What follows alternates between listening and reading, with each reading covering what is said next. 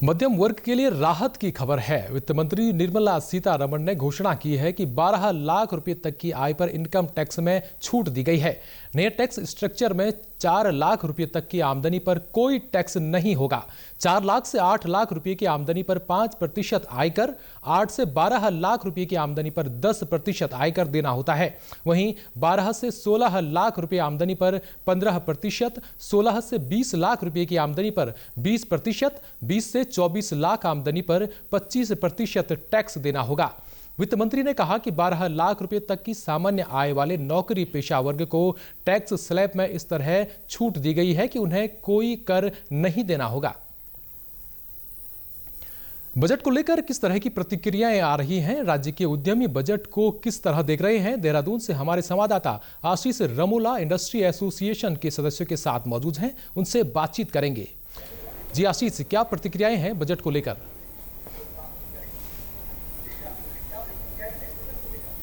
जी बिल्कुल, अगर आज ये बजट की बात करी जाए तो मोदी सरकार का जो तीसरा बजट यहाँ पर है, बड़ा ही समावेशी बजट यहाँ पर आया है।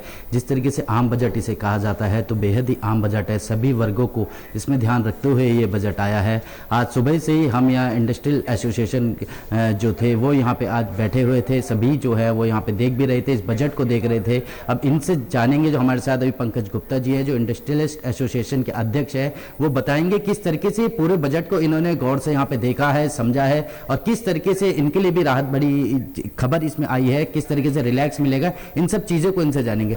सर, सबसे पहले आपका स्वागत है। धन्यवाद। सर, किस तरीके से देखते हैं इस पूरे बजट को आप? देखिए, ये आम जन का भारत बजट है जिसमें हर वर्ग को कुछ न कुछ देने की, कुछ न कुछ करने का प्रयास किया गया। चाहे वो गरीब तबका हो, चाहे वो हमारा युवा हो, चाहे वो किसान हो, चाहे वो महिलाएं हों, चाहे वो एंटरप्रेन्योर्स हों, चाहे मिडिल क्लास हो, सबको कुछ न कुछ किसी न किसी तरीके से सपोर्ट करने की बात की गई है। अगर मिडिल क्लास की बात करें, मिडिल क्लास सिर्फ इनकम टैक्स रिबेट की हम स्लैब की अगर बात करें, वो उसको उस दृष्टि से ना देखा जाए। जो स्लैब में जो सबसे बड़ी रिबेट आज तक के भारत के बजट में दी गई है वो अपने आप में बहुत ही बड़ा कदम उठाया है, पर मिडिल क्लास से जो है कंजम्पशन बढ़ती है और जैसे जैसे कंजम्पशन बढ़ती है तो उसका मतलब यह है कि उसका इनडायरेक्ट इफेक्ट होता है प्रोडक्शन पे। और प्रोडक्शन कहाँ से आती है? एमएसएमई से आती है, किसान से आती है, हमारी लार्ज इंडस्ट्रीज से आती है। तो उनसे उन सारे सेक्टर्स को ग्रोथ मिलेगी।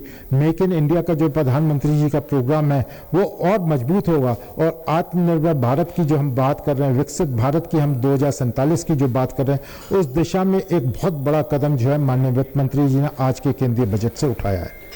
एक ये देखा जा रहा है जो 12% तक कोई भी यहाँ पे जो टैक्स नहीं दे पाएगा। आम जनता किस तरीके से समझे कि 12 लाख तक कोई भी यहाँ पे टैक्स नहीं दिया जाएगा? किस तरीके से आम जनता भी समझेगी? देखिए, ये टैक्स स्लैब्स होते हैं, हमारे इनकम टैक्स के टैक्स स्लैब्स होते हैं, उसमें उन्होंने चेंजेस करे हैं। और अगर हम देखें इसकी कैलकुलेशंस जो हैं अगर करें तो 12 लाख रुपए तक आपको निल टैक्स देने की जो बात कही है वो अपने आप में एक बहुत बड़ी बात है। टैक्स स्लैब्स में आप अपने आप को अगर उसके हिसाब से आप गणना करेंगे तो आपको पाएंगे कि 12 लाख तक आपको कोई टैक्स नहीं देना है। स्टैंडर्ड डिडक्शन हो, कैपिटल गेन टैक्स है और बहुत सारी चीज़ें इसमें क्यूमुलेटिव इफेक्ट आता है, तो 12 लाख तक हमें कोई टैक्स नहीं देना। तो ये जो पूरा ये जो समावेशी बजट आया है, इसमें अगर ये देखा जाए इंडस्ट्रियलिस्ट के लिए, तो अगर खास तौर पे आप लोगों के लिए किस तरीके से आगे के लिए क्या रहेगा, कितने किफ़ायती भी रहा है? देखिए, सबसे बड़ी बात अगर मैं एमएसएमई सेक्टर की बात करूं तो उसमें यह है कि लोन मिलना अब सरल होगा। और लोन जो हम, जैसे कि हमें सबसे बड़ी दिक्कत आती है वो है कोलेट्रल सिक्योरिटी की। तो इसमें जो है कोलेट्रल सिक्योरिटी की जो हमें क्रेडिट गारंटी जो हमें सहूलियत मिलती थी वो अभी तक 5 करोड़ की थी, उसको बढ़ाकर 10 करोड़ किया। क्योंकि माइक्रो एंड स्मॉल एंटरप्राइजेस की अगर हम बात करते हैं तो स्मॉल की जो सीमा थी वो 10 करोड़ थी, उसके बराबर अगर क्रेडिट गारंटी की हमें सहूलियत दी जा रही है वो अपने आप में बहुत बड़ी फैक्टर है। तो इससे जो है नए एंटरप्रेन्योरशिप जो है वो ग्रो करेगा। सेल्फ हेल्प ग्रुप्स को, महिला उद्यमियों को, स्टार्टअप्स को, इन सारे जो नए एंटरप्रेन्योरशिप है उसको बहुत बड़ा जो है इस बजट में जो है बहुत सारी चीज़ें देने की बात की गई है। मैं समझता हूँ कि फंड ऑफ फंड्स की बात है, बहुत सारी चीज़ें इसमें देने की बात की गई है। मैं समझता हूँ कि इससे सस्ता ऋण, सुलभ ऋण वो सब मिल पाएगा। उससे जो है एंटरप्रेन्योरशिप बढ़ेगी और इंडस्ट्रियलाइजेशन और अच्छा होगा। पहाड़ों में हमारे काहे उद्यमी जो रहते थे, जो छोटे उद्यमी हैं, उनको लोन लेने में काफ़ी परेशानी भी होती थी। किसान क्रेडिट कार्ड लिमिट अब 3 लाख से 5 लाख भी कर दी। तो जो छोटे उद्यमी थी, जो पहाड़ के जो किसान थे, उनके लिए भी कुछ फायदा लेके आया है? देखिए, इसमें क्रेडिट कार्ड की बात की गई है। छोटे उद्यमियों के लिए, माइक्रो एंटरप्राइजेस के लिए 5 लाख तक का क्रेडिट कार्ड वो देंगे।